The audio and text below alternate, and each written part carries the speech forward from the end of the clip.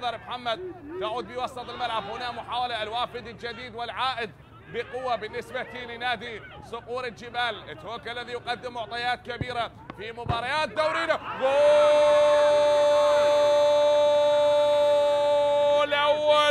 أول أهداف المباراة. دينيس أكبر انتيو يسجل أول أهداف في المباراة لدينيس. الهدف الأول للنفط. نعم، تشتعل العيون وآبار النفط بهدف أول بمرمى صقور الجبال من الأسمراني. أول أهداف في اللقاء بالدقيقة الرابعة لدينيس يسجل الهدف الأول. نعم، الهدف الأول للأسمراني دينيس انتيو اكبر يسجل الهدف الشخصي العاشر بمنافسات دورينا، ليصبح الآن هو هداف الدوري ب10 أهداف بعد ما كان عنده 9 أهداف.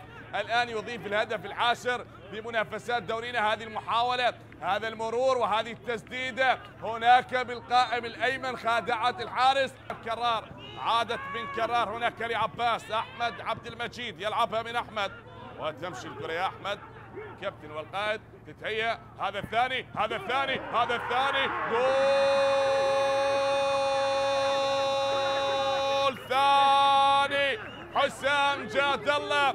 الخبرة يسجل هدف ثاني لنادي النفط. نعم، بعد الإفطار يسجلون وبعد الانتظار ينتصرون، يتقدمون بهدف ثاني في المباراة. حسام جاد الله يضيف الهدف الثاني في المباراة.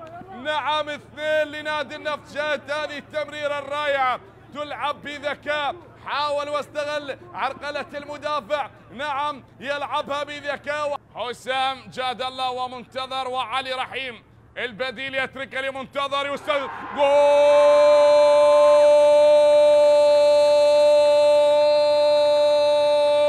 ثالث يا منتظر، ثالث يا منتظر. لا لا لا لا لا لا ينتظر منتظر محمد. نعم، يسجل الهدف الثالث في المباراة. منتظر محمد يضيف الهدف الثالث لنادي النفط من خلال الكرة الثابتة. حطها في الزاوية البعيدة في الجهة اليمنى للحارس. منتظر محمد يضيف الهدف الثالث في المباراة بعد ما سجل بشباك النجف. اليوم يعود ويسجل بشباك اتهوك، والهدف الشخصي الثاني لهذا اللاعب خلال منافسات دورينا والثالث في المباراة. هنا من جديد العرضية، هل تصل لمرتجى عادل؟ تتهيأ الكرة ولكن انقطعت من عثمان ساني.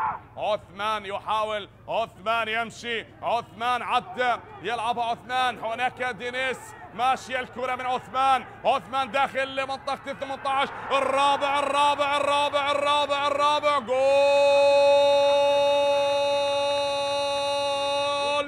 الرابع. نعم، عادت النتيجة لتذكر التاريخ مرة أخرى. نعم، 1-1 1-1. هذه نتيجة اتهوك موسم 2001 وهنا بموسم 2023. بموسم 2023 تعود نفس النتيجة. 4 للنفط لا شيء لتهوك، لكن ب2001 4 لتهوك لا شيء للنفط. وهذه المرة من عثمان يضيف الهدف الرابع. عثمان ساني حطها بالمرمى وأضاف الهدف الرابع في المباراة لعثمان. يسجل الهدف الرابع. 4-0 لنادي النفط.